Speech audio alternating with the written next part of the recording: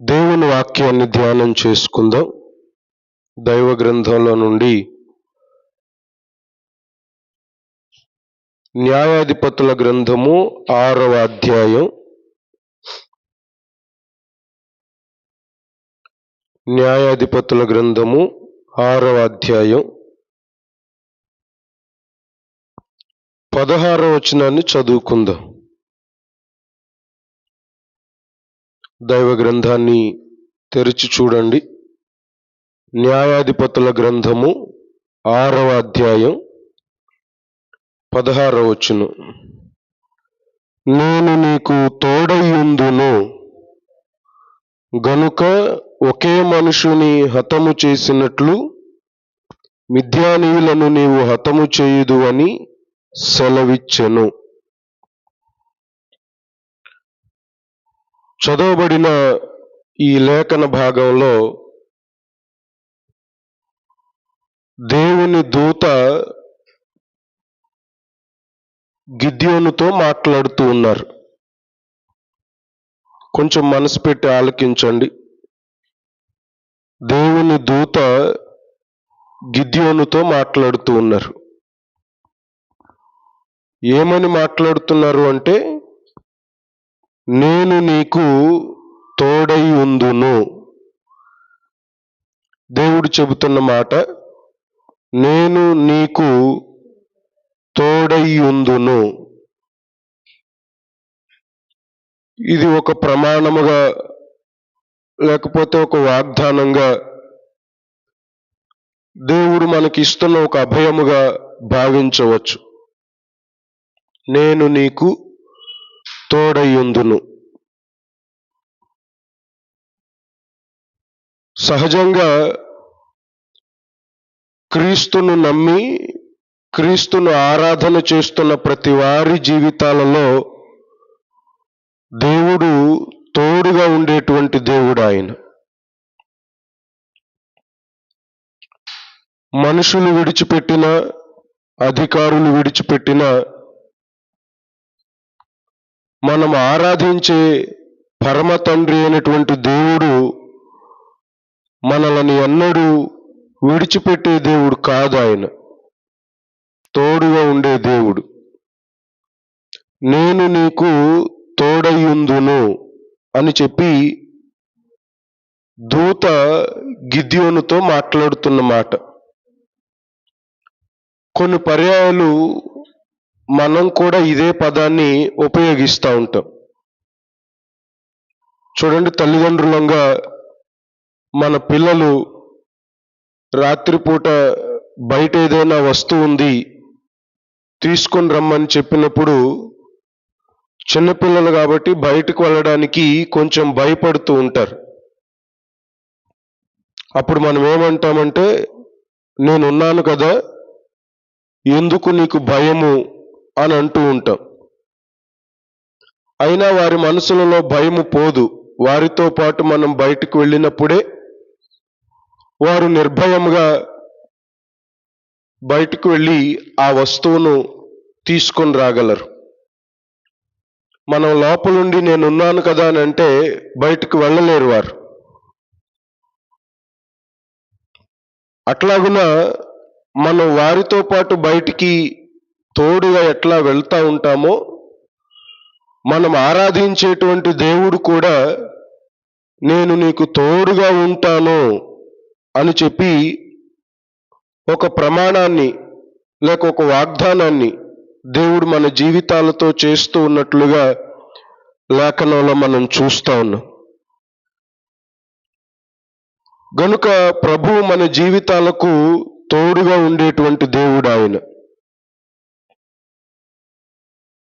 ఎప్పుడు దేవుడు మనకు తోడుగా ఉంటాడు, ఎప్పుడు మనకు దేవుడు తోడై ఉంటారు అని ఆలోచన చేస్తే, దైవ గ్రంథంలో ఈ 6వ అధ్యాయంలో వ్రాయబడిన సందర్భాన్ని మీ జ్ఞాపకానికి తీసుకుని వస్తాను. మరి గిద్యోను దగ్గరికి దేవుని దూత రాకముందు ఇశ్రాయేలీల ప్రజలు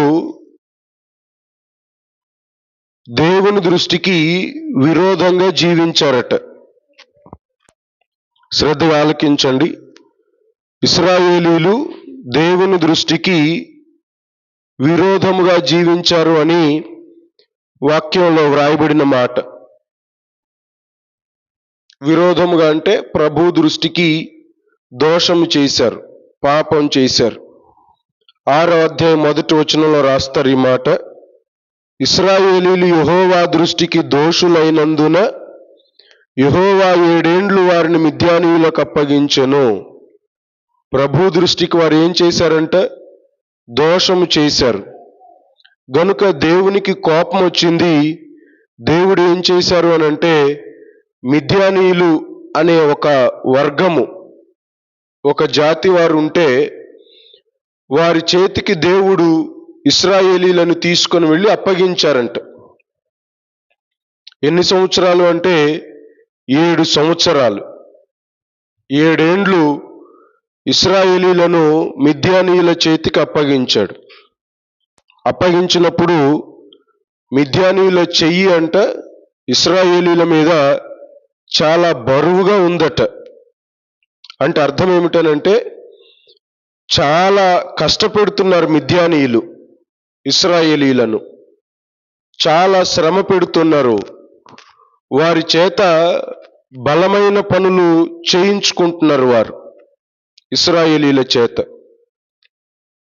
ఎందుకు వారు అక్కడికి వెళ్ళవలసి వచ్చింది అని అంటే, దేవుని దృష్టికి విరోధముగా జీవించారు గనుక, దేవుని దృష్టికి దోషము చేశారు గనుక దేవుడు వారిని తీసుకొని వెళ్ళి వారి చేతికి అప్పగించారు.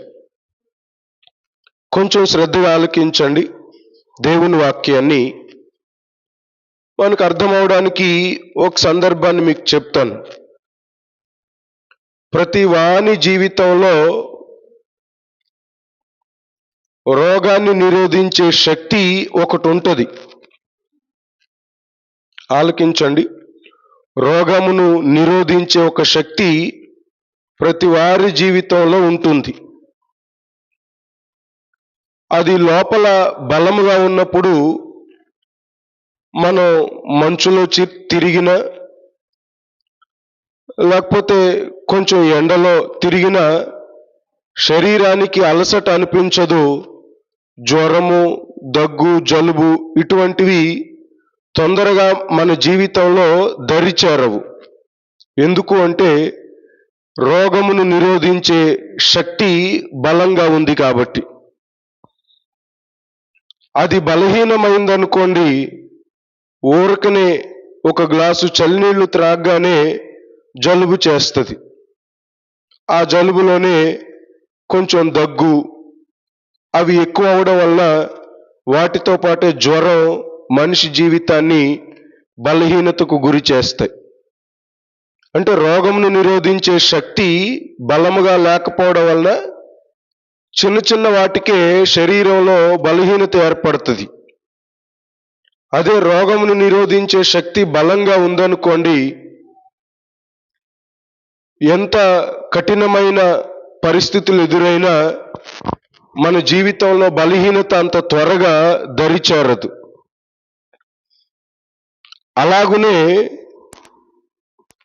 శరీర జీవితం ఎట్లాగున రోగ నిరోధక శక్తిని బట్టి బలహీనతను తట్టుకుంటుందో, ఆధ్యాత్మిక జీవితంలో కూడా ఆత్మీయ స్థితిలో మనం బలహీనంగా కనబడినప్పుడు అపవాది ఏం చేస్తారంటే, మన జీవితాలను పరిశీలించి మనలను తన వైపుకు ఆకర్షించుకోవడానికి, మన మీద దాడి చేయడానికి ప్రయత్నం చేస్తూ ఉంటారు. ఒక పర్యాయము విడిచిపెట్టి వెళ్ళినటువంటి దయ్యం అంట కొన్ని దినాల తర్వాత మరలా వస్తుందంట. నేను విడిచిపెట్టి వెళ్ళిన గృహము శుభ్రంగా ఉందో లేదో, లేదా ఏదైనా మలినముందేమో అని చెప్పి కొన్ని దినాల తర్వాత మరలా వస్తుందంట. వచ్చి చూసి ఆ ఇల్లు శుభ్రంగా ఊడ్చి ఉండడం గమనించి, ఇది బాగుంది, మనకు సరిపోతుందని చెప్పి మరలా విడిచిపెట్టి వెళ్ళిన ఆ గృహాన్ని స్వాధీనం చేసుకొని మరలా అక్కడి నుండి తన కార్యకలాపాలు ప్రారంభించడానికి అపవాది ప్రయత్నం చేస్తుంది. అంటే ఆత్మీయతలో, మనం ప్రార్థనలో, దైవవాక్యంలో పాటలలో బలహీనంగా కనబడితే అపవాది తొందరగా మన మీద దాడి చేయడానికి ప్రయత్నం చేస్తుంది. అట్లా కాకుండా ఆత్మీయతలో బలంగా కనబడ్డామనుకోండి, ప్రార్థన చేసుకుంటూ, పాటలు పాడుకుంటూ, దేవుని వాక్యాన్ని చదువుకుంటూ, మన హృదయంలో దేవుని వాక్యాన్ని నిలుపుకొని ఆ వాక్య ప్రకారం జీవిస్తున్నాం అనుకోండి, అపవాది మన మీద దాడి చేయడానికి అంత సాహసం చేయలేదు.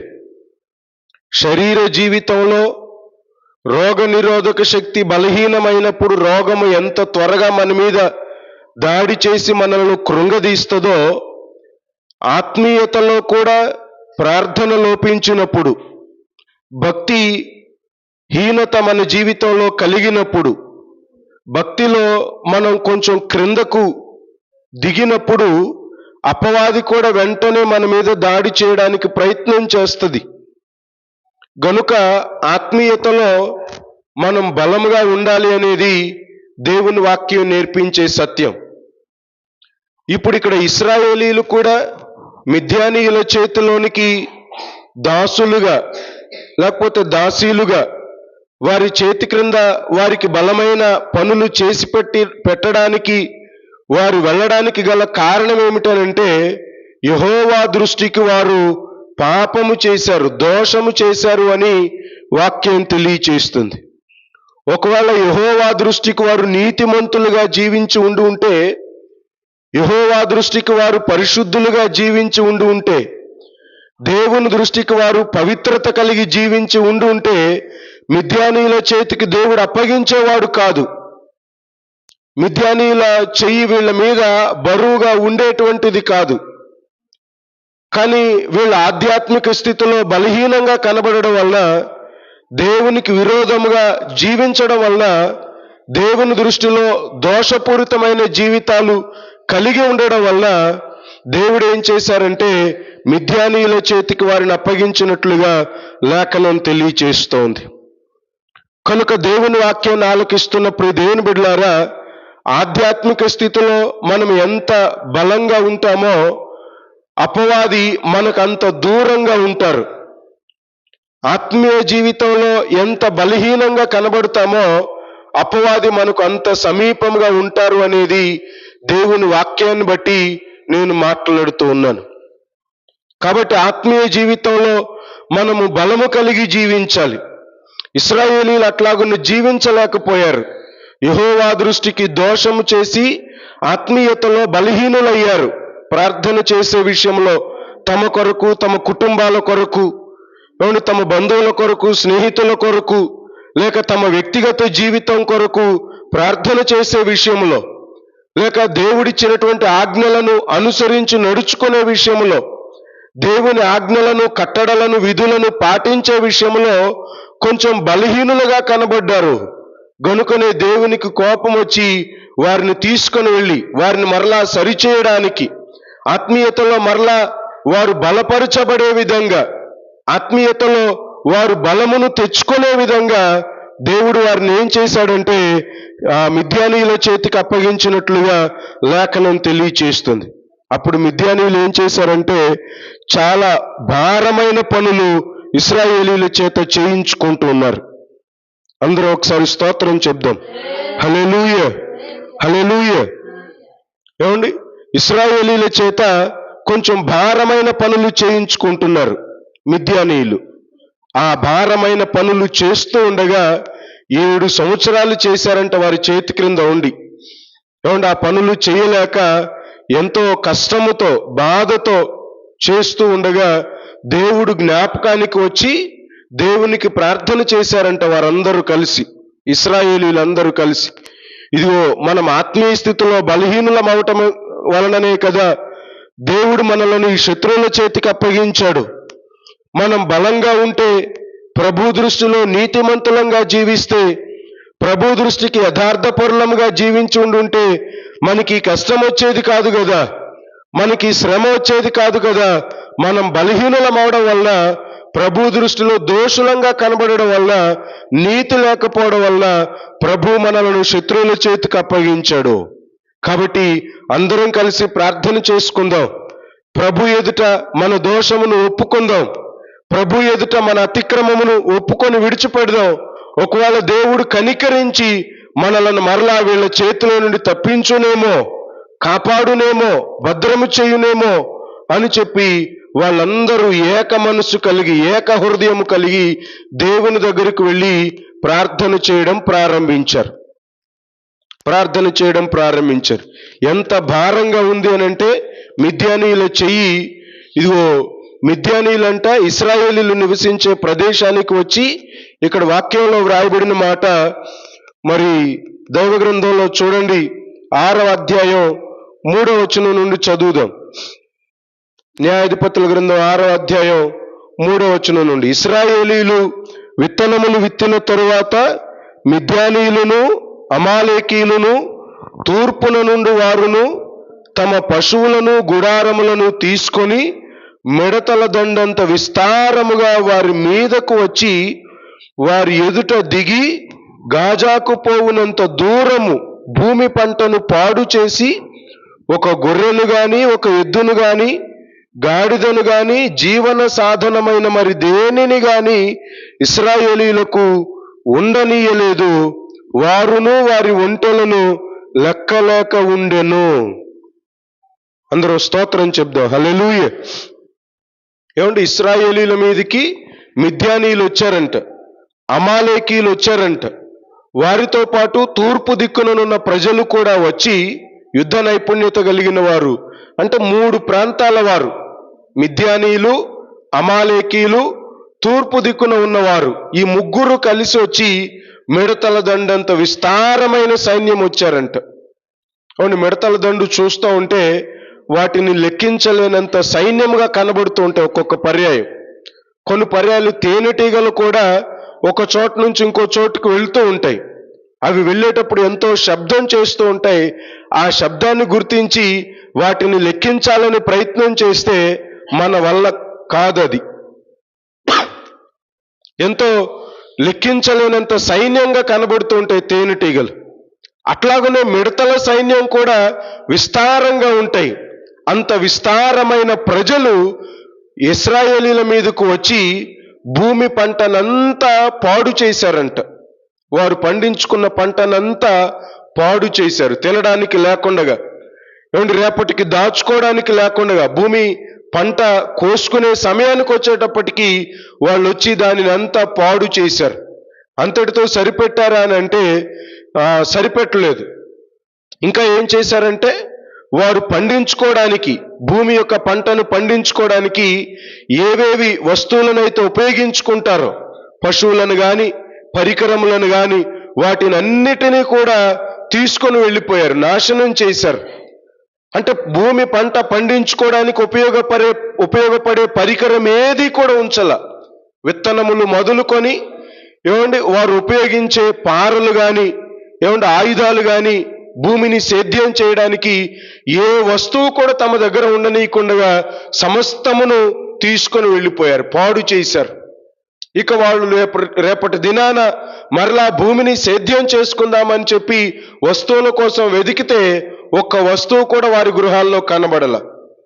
పంటను పాడు చేశారు, పంటను సేద్యం చేసుకోవడానికి ఉపయోగించే పరికరాలను కూడా పాడు చేశారు. విస్తారమైన సైన్యం గుంపులుగా వచ్చి ఇశ్రాయేలీలను చాలా బాధ పెట్టారు. అవును, కొన్ని పర్యాయాలు అపవాది కూడా ఇట్లాగనే చేస్తూ ఉంటాడు, మానవుని జీవితాన్ని తన ఆధీనంలోనికి తెచ్చుకోవడానికి. ఏవేవో ఆశలు చూపించి, ఏవేవో ఆసక్తులను మన జీవితాల్లో కనపరిచి, ఆకర్షణను చూపించి మన జీవితాన్ని పూర్తిగా తన వైపుకు ఆకర్షించుకోవడానికి ఏదో ఒక విధమైన బాధను కలుగు చేసి, ఆర్థికమైన ఇబ్బందులో, లేకపోతే అనారోగ్యమైన సమస్య, పిల్లల ద్వారానో ఏదో ఒక సమస్యను సృష్టించి మనలను క్రీస్తు నుండి దూరం చేయడానికి ఎన్నో ప్రయత్నాలు చేస్తూ ఉంటాడు. కాబట్టి అపవాది యొక్క శక్తిని, గమనమును ఎరిగినటువంటి వారమై మరి దేవుని వాక్యం చేత అపవాదిని జయించగలిగిన శక్తిని మనం కలిగి జీవించాలి అనేది దేవుని వాక్యం మనకు నేర్పించే పాఠం. దేవునికి లోబడండి, అపవాదిని ఎదిరించండి, అప్పుడు వాడు మీ యుద్ధ నుండి పారిపోవునని వాక్యంలో వ్రాయబడింది. కాబట్టి దేవునికి లోబడుతూ, దేవునికి విధేయత చూపిస్తూ, దేవుని విషయంలో నీతిమంతులంగా, పరిశుద్ధులముగా, యథార్థవంతులంగా మనం జీవించినప్పుడు నిశ్చయముగా దేవుడు మన దరి చేరకుండా అపవాదిని దేవుడు మన కుటుంబాలను, మన జీవితాలను నిత్యము ఎప్పటికప్పుడు కాపాడుతూ ఉంటాడు. అంటే ఆత్మీయ జీవితంలో, ఆధ్యాత్మిక జీవితంలో మనం ఎంత బలముగా ఉంటామో అపవాది మనకు అంత దూరంగా జీవిస్తూ ఉంటారు. ఇప్పుడు ఇశ్రాయేలీలు దేవుని దృష్టిలో ఆధ్యాత్మిక జీవితంలో బలమైన జీవితాలు కనపరచలేకపోయారు. కష్టం వచ్చినప్పుడు, శ్రమ ఎదురైనప్పుడు, మేలు కలిగినప్పుడు ప్రభువును స్తుతించలేకపోయారు, ప్రభువుకు ప్రార్థన చేయలేకపోయారు. గనుకనే దేవునికి కోపం వచ్చి మిద్యానీయుల చేతికి అప్పగించినట్లుగా లేఖనంలో మనం చూస్తూ ఉన్నాం. అప్పుడు వాళ్ళందరూ మరలా దేవుని జ్ఞాపకం తెచ్చుకొని దేవునికి మొరపెట్టారంట. క్రింద 6వ వచనంలో వ్రాయబడింది, న్యాయాధిపతుల గ్రంథం 6వ అధ్యాయం 6వ వచనంలో, దేశమును పాడు చేయుటకు వారు దానిలోనికి వచ్చిరి. ఇశ్రాయేలీయులు మిద్యానీయుల వలన మిక్కిలి హీన దశకు వచ్చినప్పుడు వారు యెహోవాకు మొర్రపెట్టిరి. ఎవరికి మొరపెట్టారంట? యెహోవాకు మొర్రపెట్టిరి. ఒకవేళ ప్రస్తుతమున్న కాలంలో ఉన్నట్లుగా ఎవరికైనా రాజులకు గాని, అధికారులకు గాని వెళ్ళి చెప్దాం, ఇదిగో పలానా వాళ్ళు వచ్చి మన మీద దాడి చేసి వెళ్ళిపోయారు, మనం ఇట్లాగున వారి చేతుల్లో రగ్గిపోతున్నాం, ఎవరైనా కాపాడుతారేమో అని చెప్పి తమకు తెలిసిన రాజులకు గాని, అధికారులకు గాని వెళ్ళి చెప్పుకునే ప్రయత్నం చేసి ఉన్నారేమో. కానీ వారి వల్ల కూడా ప్రయోజనం లేదు. చివరికి ఎవరి దగ్గరికి వచ్చారు అని అంటే యెహోవా దగ్గరికి వచ్చారు. సహజంగా మన జీవితాల్లో ఏదైనా బాధ కలిగినప్పుడు, ఏదైనా శ్రమ కలిగినప్పుడు, కుటుంబంలో ఇబ్బంది ఏర్పడినప్పుడు, ఓ గ్రామంలో అయితే ఆ గ్రామం యొక్క పెద్దల దగ్గరికి వెళ్ళి చెప్పుకుంటాం మన సమస్య ఇది అని చెప్పి. పట్టణంలో అయితే పట్టణంలో ఉన్న పెద్దలకు వెళ్ళి చెప్పుకుంటాం. కానీ ఎవరి దగ్గరికి వెళ్ళి వారు చెప్పుకున్నా వారి సమస్యను తీర్చేవారు లేకపోయారు. చివరికి దేవుని దగ్గరికి వచ్చి యెహోవాకు మొర్రపెట్టడం ప్రారంభించారు. దేవునికి స్తోత్రం కలుగును. హల్లెలూయా. మిద్యానీయులు తమను బాధ పెడుతున్న కష్టాన్ని ఎవరు తీర్చలేకపోయిన కారణాన్ని బట్టి ఇక తమకు దేవుడే దిక్కు, దేవుడే ఆధారం, ఆ దేవుడే మనలను ఐగుప్తులో నుండి విడిపించి ఇక్కడి దాకా తీసుకొని వచ్చాడు. ఆ దేవునిని మరిచిపోవడం వల్లనే కదా మనకింత కష్టం, ఇంత శ్రమ. కాబట్టి మరలా ఆ దేవునిని జ్ఞాపకం చేసుకుందాం, ఆ దేవునిని జ్ఞప్తికి తెచ్చుకుందాం, ఆ దేవునికి మొరపెడదాం. ఇక ఆ దేవుడే మనల్ని విడిపించాలి, ఆ దేవుడే మనల్ని కాపాడాలి, ఆ దేవుడే మనల్ని ఆదరించాలి అని చెప్పి దేవునికి మొరపెట్టడం ప్రారంభించారు. దేవుని వాక్యాన్ని ఆలకిస్తున్న దేవుని బిడ్డలారా, నా యేసయ్య వాక్యం తెలియచేసే సత్యం ఏమిటనంటే, మనకు కలిగిన శ్రమలో, శోధనలో లోకం వైపు, పరిస్థితుల వైపు, అధికారుల వైపు కాకుండా దేవుని వైపు చూడగలిగితే, దేవునికి మొరపెట్టుకోగలిగితే, దేవునికి మన సమస్యను విన్నవించుకోగలిగితే కనికరము కలిగినటువంటి దేవుడు ఆయన. జాలి కలిగినటువంటి దేవుడు, దయగలిగినటువంటి దేవుడు, మన కన్నుల నుండి కారుతున్న కన్నీటిని చూస్తున్నటువంటి దేవుడు, మనం చేస్తున్న మొర్రను, విజ్ఞాపనను దేవుడు ఆలకిస్తున్నటువంటి దేవుడు.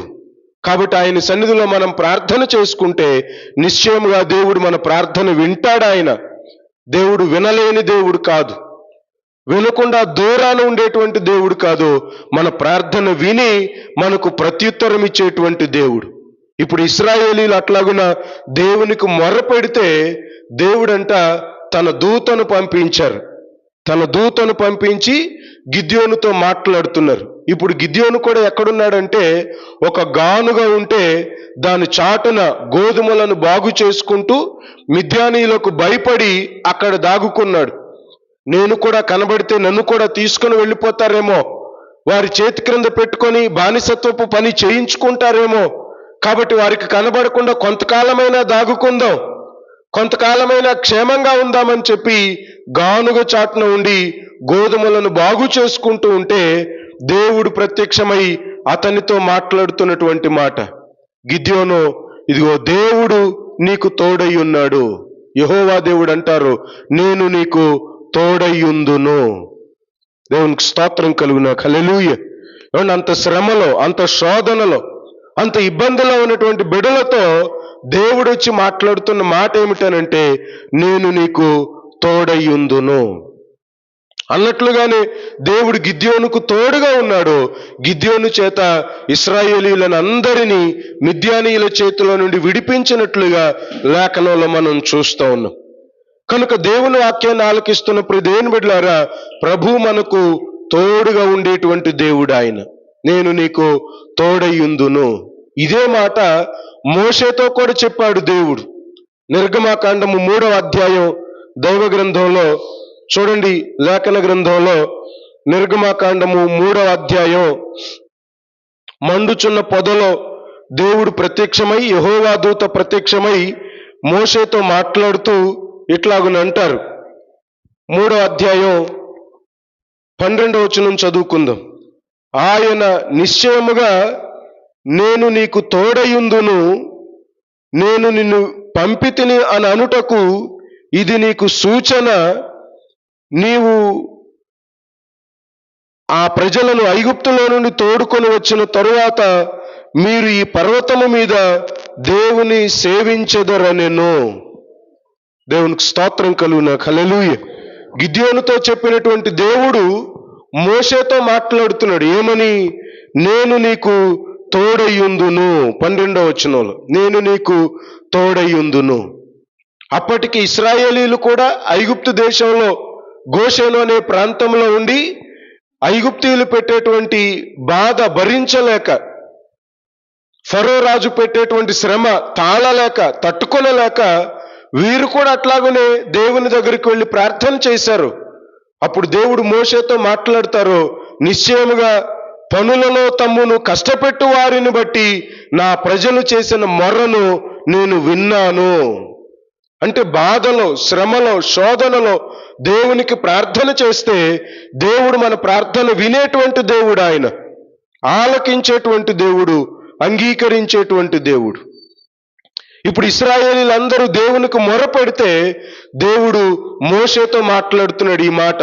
ఇదిగో వారిని విడిపించి తీసుకొని రావడానికి, వారిని ఐగుప్తులో నుండి కాపాడడానికి, సంరక్షించడానికి, బయటకు రప్పించడానికి నేను నీకు తోడయ్యుందును. కాబట్టి నీవు బయలుదేరి ఐగుప్తు దేశానికి వెళ్ళి ఫరో రాజుతో మాట్లాడి వారిని విడిపించి బయటకు తీసుకుని రా అని చెప్పి దేవుడు మోషేతో మాట్లాడుతున్నాడు.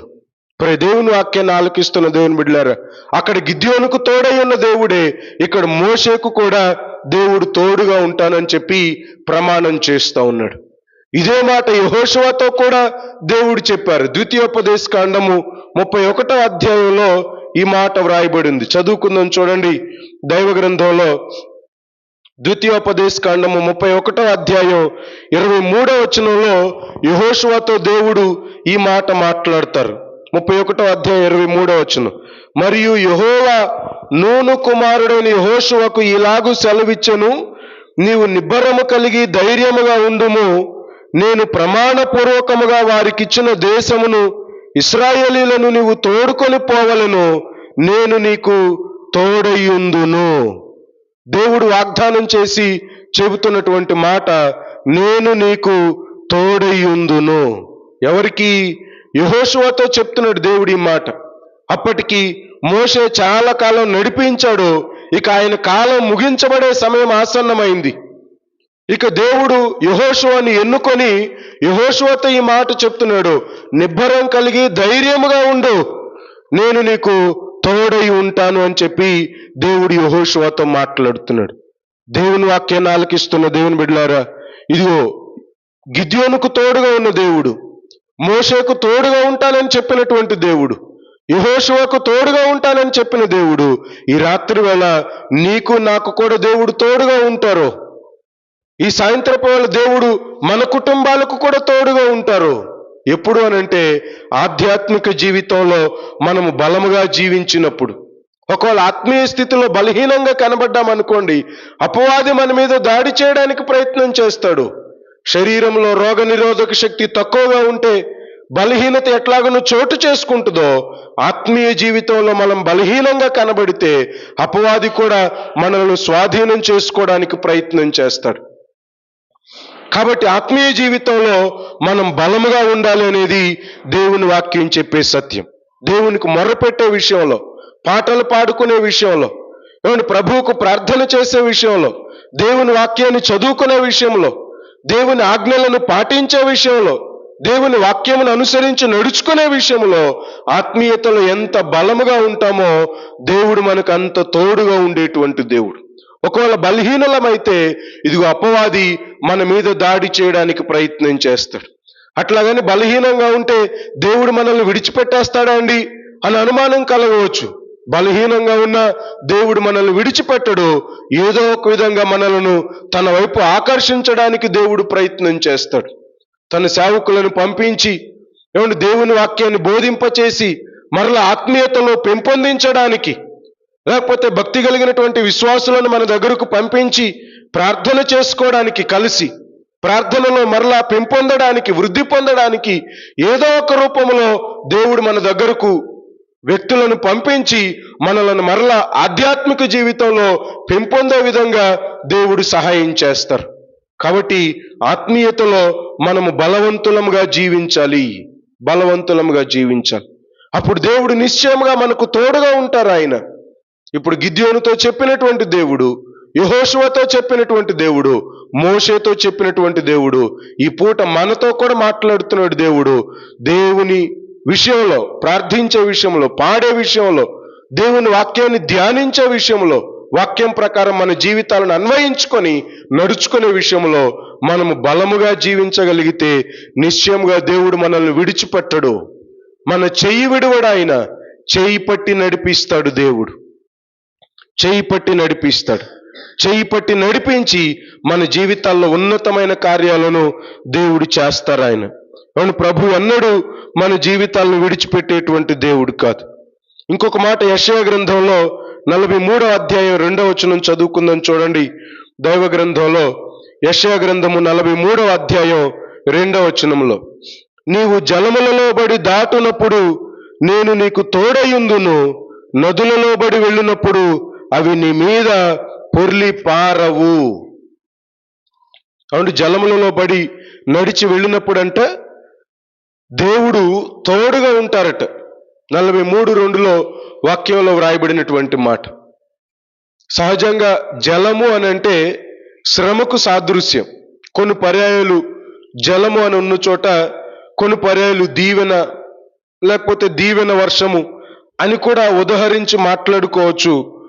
ఇక్కడ ఈ వ్రాయబడిన సందర్భంలో జలము అని అంటే సహజంగా నీటిలోనికి దిగినప్పుడు, లోతులోనికి వెళ్ళామనుకోండి, జలం ఏం చేస్తుందంటే మనిషిని ముంచడానికి ప్రయత్నం చేస్తుంది.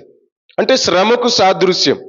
ఇట్లా శ్రమల గుండా మనం ప్రయాణం చేస్తున్నప్పుడు, ఇబ్బందుల గుండా ప్రయాణం చేస్తున్నప్పుడు దేవునికి మనం మొరపెట్టుకుంటే ఖచ్చితంగా దేవుడు మనకు తోడుగా ఉండేటువంటి దేవుడు. ఆయన మనల్ని విడిచిపెట్టే దేవుడు ఎన్నడూ కూడా కాదు. మనల్ని త్రోసివేసే దేవుడు ఎన్నడూ కూడా కాదు. దేవుడు మన పక్షాన మనకు తోడుగా ఉండేటువంటి దేవుడు. మనం ఏ పరిస్థితుల్లో ఉన్నా, ఏ స్థితిగతులలో ఉన్నా దేవుడు మనల్ని ఎన్నడూ విడువడు. ఆయన నేను నిన్ను విడువను, ఎడబాయను అని చెప్పి దేవుడు యెహోషువతో చెప్పాడు. గనుక విడిచిపెట్టే దేవుడు కాదు, మనం ఆరాధించేటువంటి దేవుడు తోడుగా ఉండేటువంటి దేవుడు. ఇప్పుడు గిద్యోనుతో ఏ మాట అయితే చెప్పారో మోషేతో కూడా ఆ మాటే చెప్పారు, యెహోషువతో కూడా ఆ మాటే చెప్పారు. ఇక్కడ యెషయా గ్రంథంలో కూడా ప్రవక్త అయిన యెషయా ద్వారా దేవుడు మాట్లాడుతున్న మాట ఏమిటనంటే, జలములలో బడి నీవు దాటునప్పుడు నేను నీకు తోడయ్యుందును. గనుక తోడుగా ఉండేటువంటి దేవుడు గనుక మనం ఏం చేయాలనంటే దేవునికి మొర్ర పెట్టాలి.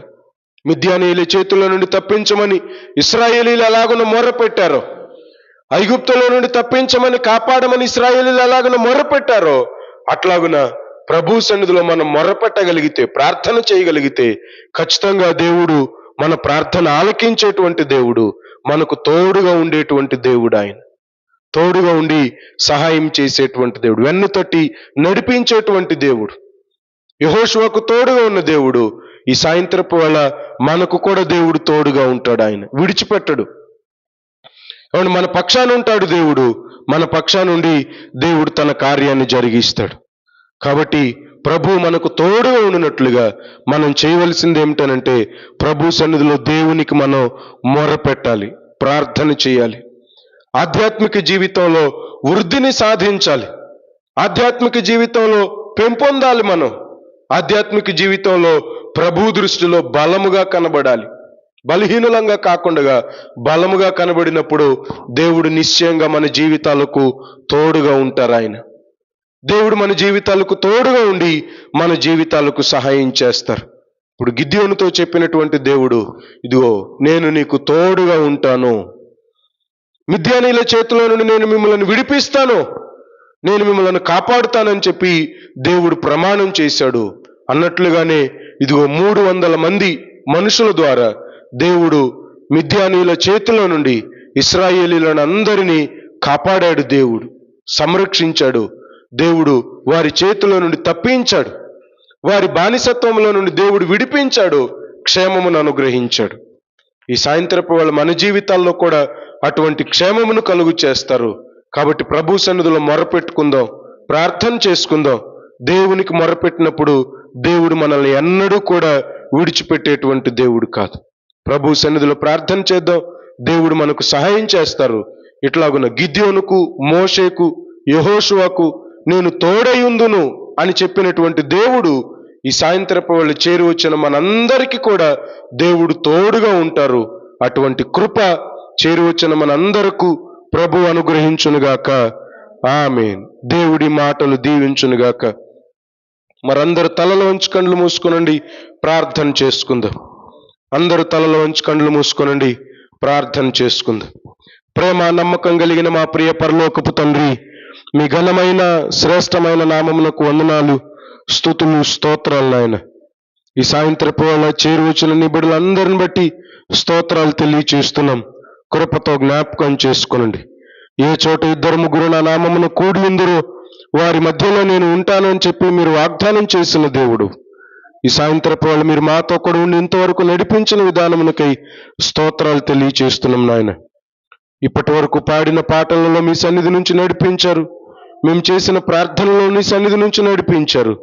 నీ వాక్యాన్ని ధ్యానించే విషయంలో కూడా మీరు నడిపించినందుకు స్తోత్రాలు నాయన. యెహోవా దృష్టికి ఇశ్రాయేలీలు దోషులైనందు చేత మిద్యానీయుల చేతికి మీరు అప్పగించారు. తమకు కలిగిన కష్టములో ఇశ్రాయేలీలు అందరూ మీకు మొరపెట్టినప్పుడు నాయన, మీరు గిద్యోనుని ఏర్పాటు చేసుకొని మిద్యానీయుల చేతిలో నుండి విడిపించినట్లుగా లేఖనం తెలియచేస్తుంది.